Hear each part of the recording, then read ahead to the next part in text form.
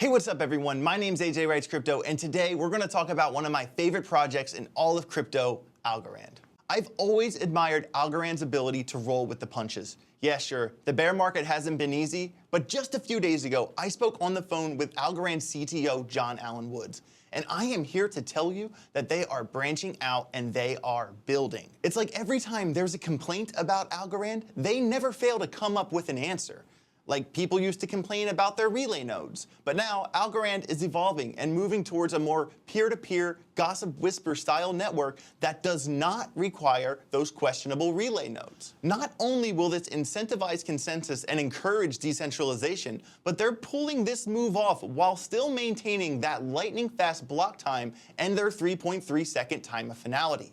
This is what I mean when I say that Algorand knows how to roll with the punches. For every complaint, they keep coming up with answers. People will complain about their lack of developers. Well, guess what? They have an answer for that too. First, you have to understand that the programming language for Algorand is Teal, and it's pretty complicated to learn. In response to this, they announced AlgoKit 2.0, and this allows developers to build on Algorand using Python, which is one of the most popular programming languages in the world. According to Statista.com, According to Statista.com, I don't know how to say that. According to Statista.com, as of 2022, over 15.7 million developers worldwide code on Python. Starting Q1 of next year, the window of opportunity will open for tens of thousands of new developers to build on Algorand. My question is, if they have this ability, could they repurpose that technology to quickly accommodate other programming languages? The more languages, the better, right? Obviously, more languages will lead to more developers, and more developers will lead to expanding what's possible on Algorand. So believe it or not, just a week or so ago, Ryan Fox, the lead dev advocate at the Algorand Foundation, answered this question for me on a Twitter space. And luckily for us, it's already in the works. Multiple programming languages will be able to code on Algorand in the not too distant future based off the same waterfall technology that they use to get Python up and running. With the nodes and developer issues getting worked out, I can't stress how bullish I am headed into the next bull run. Just a side note, the Twitter space I just referenced is a new space I've been hosting called Algorand Unfiltered.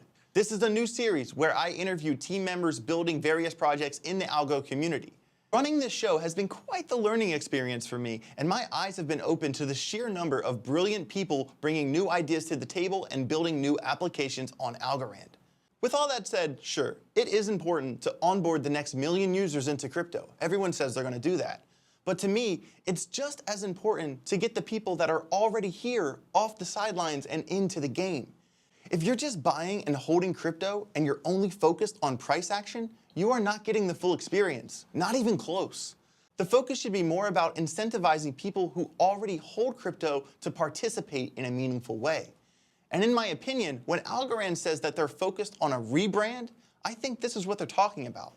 When I say rebrand, I don't mean they're changing their name or anything like that, but they want to shift the public perception of Algorand by proving to the world that they have the best tech and that they're equipped to go the distance. And trust me when I tell you that this is not an easy thing to do.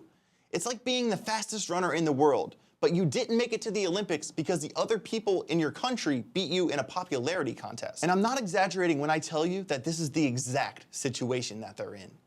When I spoke to John Allen Woods on the phone, we agree on the fact that crypto as a whole is 50% tech and 50% marketing. And even if you have the best tech in the world, it doesn't guarantee success. So when Algorand says that they're rebranding, I believe that it means there's going to be a massive internal marketing push to crank out content in order to convince the people who are already in crypto that if they're not in the Algo fam, they're making a mistake. Of course, this won't happen overnight. And if you've been in crypto as long as I have, you know that this isn't a sprint, it's a marathon. So the point I want to make here is that Algorand has the tech. They have it. It's in the bag. It's on lock. Now is the time to win in the streets, because once word of mouth takes over outside the pre-existing community, it's game time. I also want to say that I completely agree with Frugal BC's recent comments on this topic. Check out his channel, link below if you have a chance. In one of his recent videos, he expanded on this idea that there should be an incentive structure for content creators to make content on Algorand, regardless if it's critical or not. We're at a special point on the crypto timeline right now, where we all know that the next bull cycle is coming. and the projects who will or won't make it are going to sort themselves out. What's going to keep Algorand in the good graces of the crypto gods is their ability to roll with the punches and their ability to rely on their own community to do a healthy amount of the legwork. Frugal is right. If there's incentive for creators to create, the number of Algorand content creators will spread like wildfire. Don't get me wrong. Of course, Algorand is going to have to market itself too, but let's learn from our mistakes. The World Cup sponsorship was not what it could have been. I mean, what's a larger world stage than the World Cup? To play devil's advocate, the timing of the whole thing didn't help either, but my point here is that the marketing focus shouldn't entirely come from external components. It should come from within.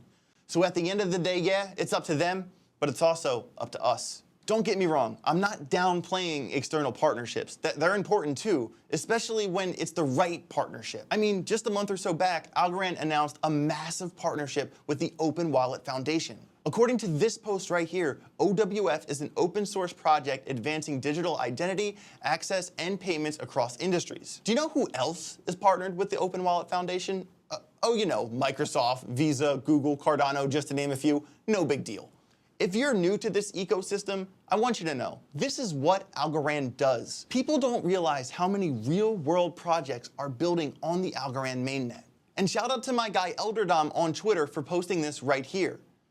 This post is a little old and a handful of these are outdated, but you still get my point. Also, keep an eye out for the Impact Summit starting at the end of this month in India. I'm at the edge of my seat wondering what alpha news will come out of this summit. With all that said, I want to touch on this before I sign off. I know some of you are worried about Algorand's price, especially because it put in a lower low back in August. Let's talk about it. Ask yourself this. Do you really think Algorand would be putting money into these partnerships if they were worried? Would they be building out and improving the network to this magnitude if they were concerned? I mean, come on. Look at this chart right here on your screen. As you can see, just a few days ago, Algorand broke out of a downtrend that started back in November of 2021. And I cannot stress how bullish this is. 5 or 6 weeks ago on Ben Armstrong's live stream, I went out on a limb and said that the bottom was in for Algorand because of a bullish divergence playing out on the 5-day chart. And not to pat myself on the back, but I think I nailed it. To elaborate on what I said on that live stream, the 16-cent level is a crucial support resistance line. And if we keep putting in higher highs and higher lows, it's certainly going to get back to that level. And that's a 47% increase from its current price action. Based off TA, sentiment, and fundamental research, I am here to say that I believe the worst is over for Algorand. And I stand behind my statement saying that the bottom is in. My name's AJ Writes Crypto. Make sure you smash that like button and comment down below what you think Algorand's all-time high is going to be at the top of the next bull run. Have yourself a great rest of your day.